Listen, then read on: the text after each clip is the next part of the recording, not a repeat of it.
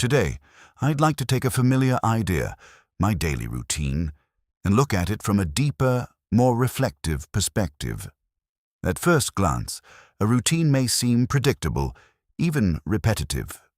But if you observe it closely, you begin to notice something more complex. Your routine is not just a sequence of actions. It is a structure that shapes your thinking, your decisions, your productivity, and even your identity. I usually wake up at around 7 in the morning, although the exact time is not always the same. What matters more is the transition from sleep to awareness. There is a brief moment just after waking up, when everything feels quiet and undefined. I haven't fully entered the day yet. I haven't checked my phone. I haven't spoken to anyone, and I haven't made any decisions. It's a rare moment of mental clarity. Instead of rushing out of bed, I often stay still for a minute or two. Not because I am lazy, but because I find this pause valuable. It gives me space to notice how I feel. Am I rested? Am I tired? Is my mind already busy, or is it calm? This small check-in helps me approach the day with more awareness. Eventually, I get up and begin the physical part of my routine. I go to the bathroom, wash my face, brush my teeth, and take a shower. These actions are simple, almost automatic, but they serve an important purpose. They signal to my body that the day has begun. They create a sense of movement and transition. There is something interesting about repetitive actions. Because they don't require much mental effort, they give your mind the freedom to wander. While I'm in the shower, I sometimes think about the day ahead. I might mentally organize my tasks or reflect on something that happened the day before. Occasionally, I don't think about anything at all, and that silence can be surprisingly refreshing. After that, I move to the kitchen. Breakfast is usually simple, but I try to be intentional about it. I don't just eat to fill time. I see it as a way to prepare myself for the day. Sometimes I choose something light, like yogurt and fruit. Other times I prefer something more substantial, like eggs and toast. It depends on how I feel and what I expect from the day. While I eat, I often engage with English. This is one of the habits I've built over time. Instead of separating learning time from daily life, I try to combine them. I might listen to a podcast, watch a short video, or even just play background audio in English. The goal is not to understand every word, but to stay connected to the language. This kind of passive exposure is more powerful than it seems. Over time, it builds familiarity. You start recognizing patterns, expressions, and rhythms. The language becomes less foreign and more natural. Once breakfast is finished, I prepare to leave the house. This part of the routine is more practical. I get dressed, check the weather, and make sure I have everything I need. Phone, wallet, keys. These small items can easily be forgotten, and when they are, it creates unnecessary stress. There's a certain satisfaction in being prepared. It gives you a sense of control, even before the day really begins. Then comes the transition from home to the outside world. The way I travel depends on the situation. Sometimes I walk, sometimes I take public transport, and sometimes I use a taxi. Each option creates a different experience. Walking gives me time to think. Public transport allows me to observe people. A taxi is faster, but less reflective.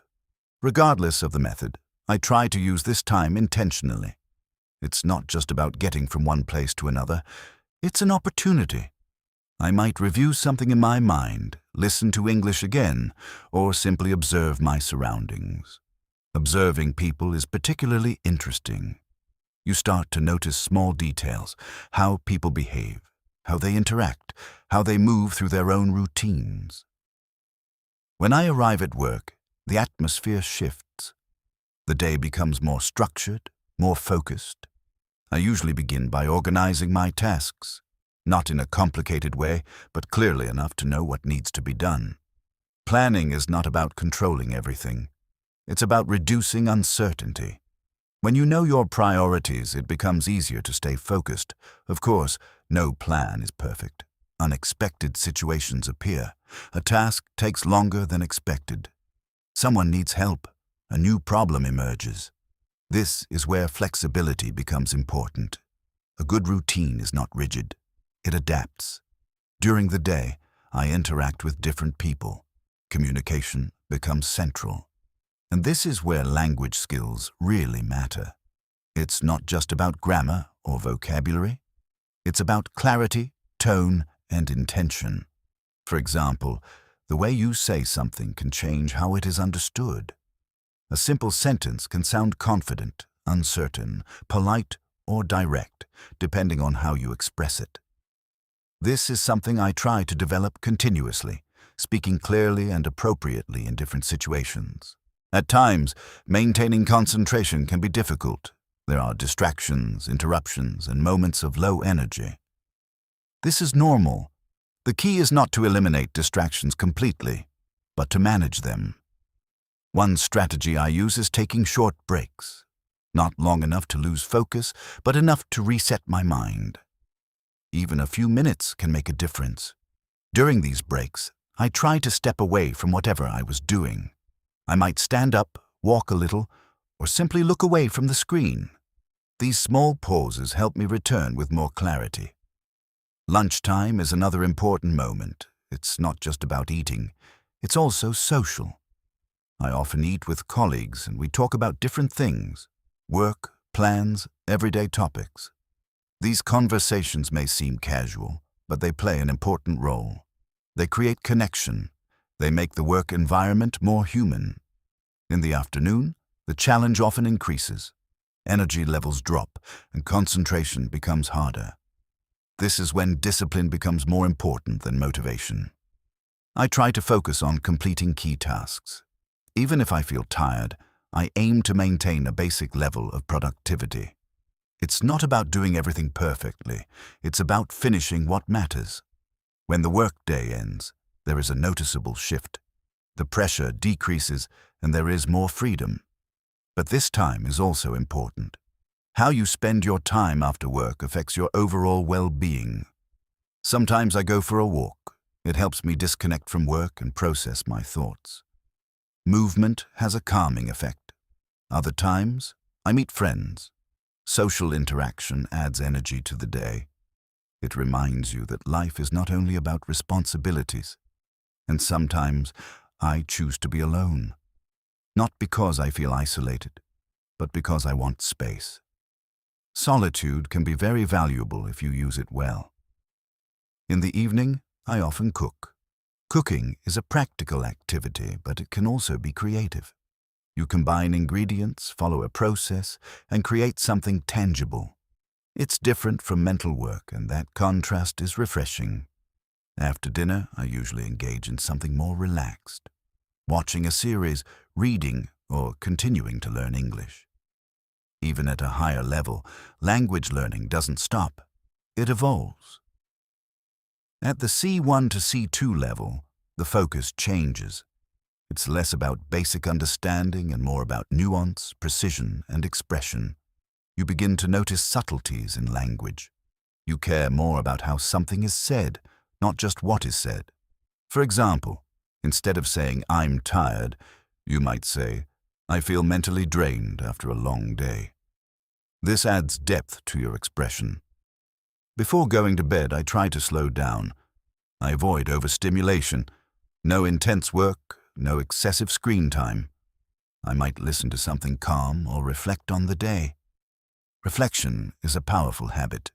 It allows you to learn from your experiences. I might ask myself, what did I do well today? What could I improve? What did I learn? These questions don't need long answers. Even short reflections can create awareness. Finally, I go to bed. The day ends, but in a way, it also prepares the next day. Because routines are continuous, they don't exist in isolation. Now, if we step back and look at this entire process, we see something important. A daily routine is not just about efficiency, it's about alignment.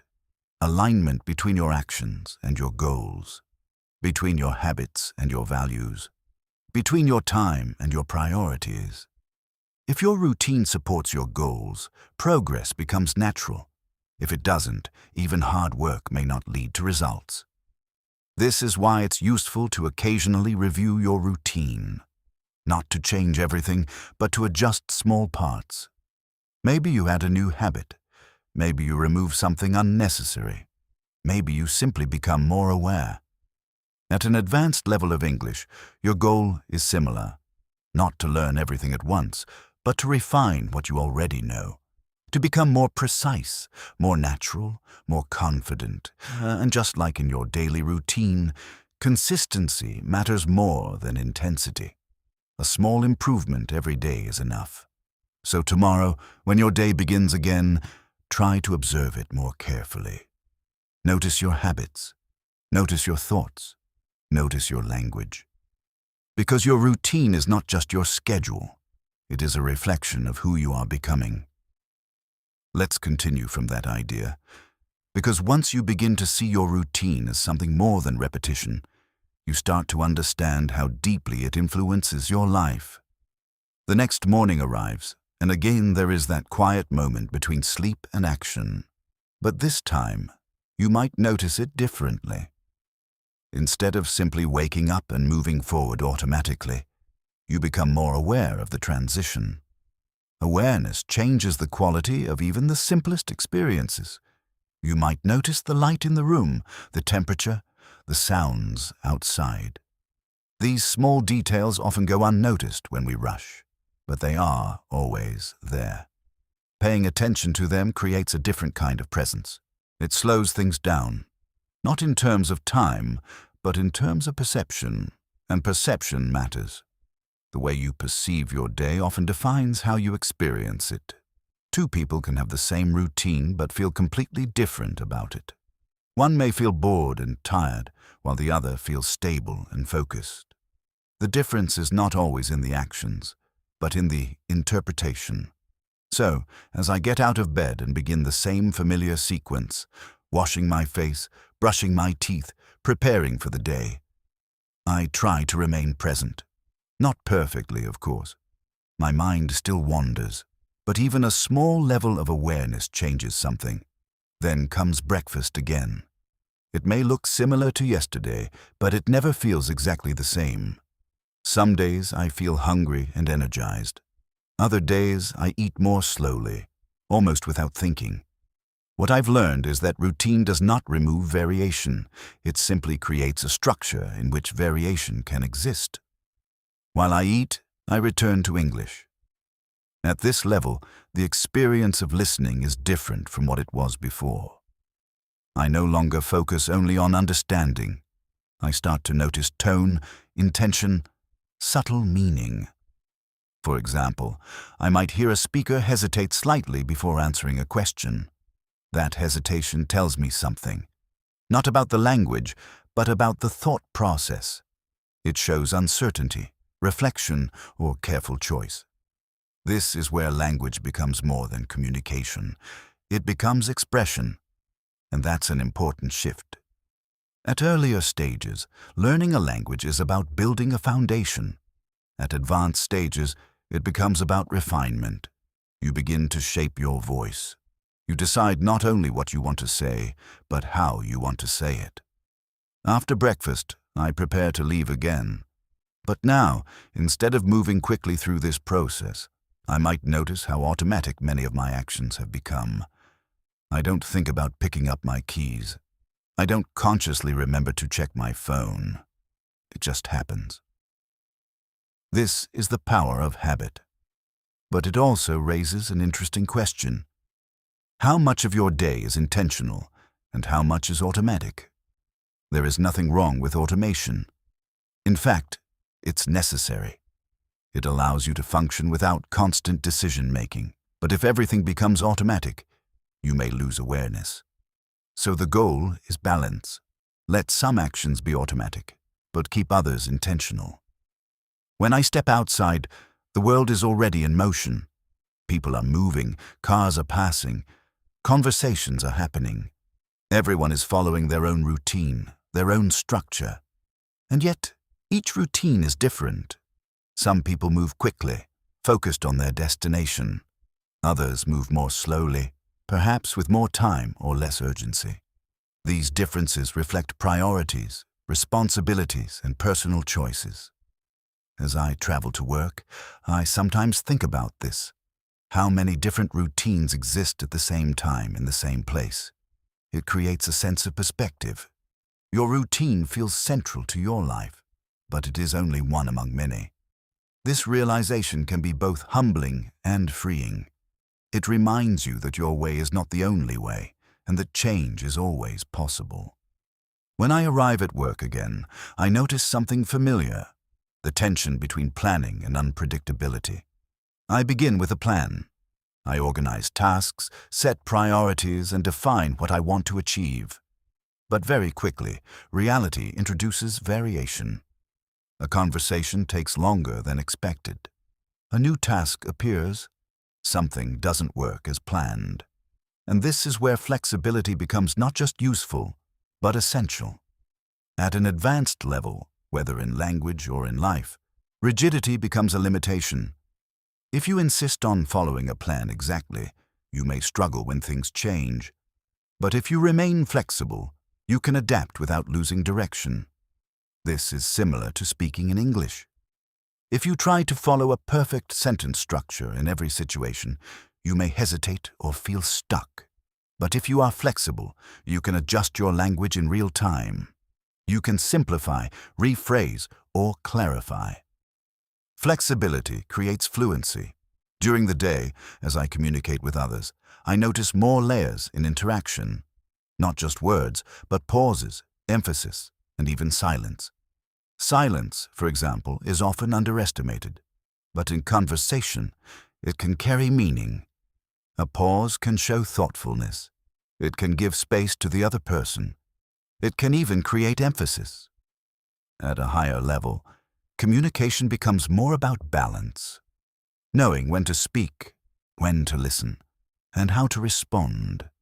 And this skill develops over time, through experience, not just study. As the day continues, I again encounter moments of distraction, but now I understand them differently. Distraction is not always a problem. Sometimes it is a signal. It might indicate fatigue, lack of interest, or even overload. Instead of fighting distraction aggressively, I try to understand it. Do I need a break? Do I need to change tasks? Or do I simply need to refocus? This kind of questioning creates a more intelligent response. At lunchtime, the rhythm of the day slows down slightly. Conversations become lighter, less structured. There is more room for spontaneity. This is often where language becomes more natural. People use informal expressions, humor, and personal stories. And this is valuable because real communication is not always formal or structured. It is dynamic, flexible, and sometimes unpredictable. If you want to reach a higher level in English, you need exposure to this kind of communication, not just textbooks, but real conversations. In the afternoon, the familiar drop in energy appears again. But now, instead of seeing it as a problem, I see it as part of a pattern. Energy is not constant, it moves in cycles. Understanding these cycles allows you to work with them, not against them. You can adjust your expectations. You can choose tasks that match your energy level. You can maintain productivity without forcing yourself beyond your limits. This awareness reduces stress, and reducing stress improves performance. When the workday ends, I again transition into a different state. But now, I might reflect more deeply on what happened. Not just what I did, but how I approached it. Was I focused? Was I patient?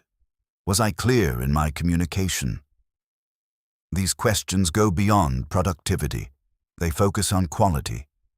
In the evening, as I move into personal time, I often feel a sense of contrast. The structure of the day becomes more flexible. The pressure decreases. This is where choice becomes more visible. You can choose how to spend your time. You can continue learning. You can relax. You can connect with others. And each choice has an effect. Sometimes, I choose to continue engaging with English. But now, the approach is different. Instead of focusing on learning, I focus on experiencing. I might watch something interesting, not because it is educational, but because it is engaging. And through engagement, learning still happens.